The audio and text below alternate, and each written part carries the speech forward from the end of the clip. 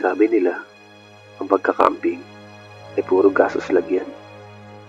Para sa akin, tama nga sila.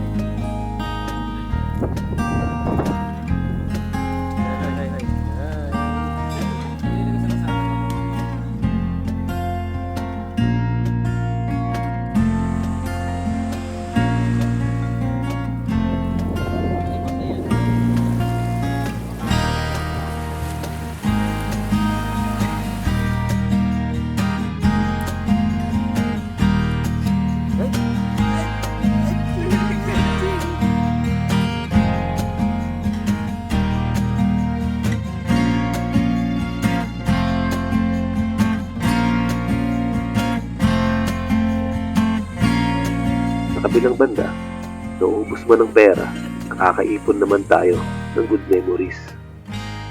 Good memories para sa anak natin, sa pamilya natin, at sa mga kaibigan natin.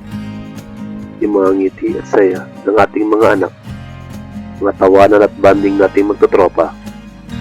Lahat ng yan, hindi kayang tumbasan ng pera. Hindi ko sinasabing mag-camping din kayo. Ang gusto ko lang iparating, mag-check out na din kayo. Nasa Lazada lahat yan.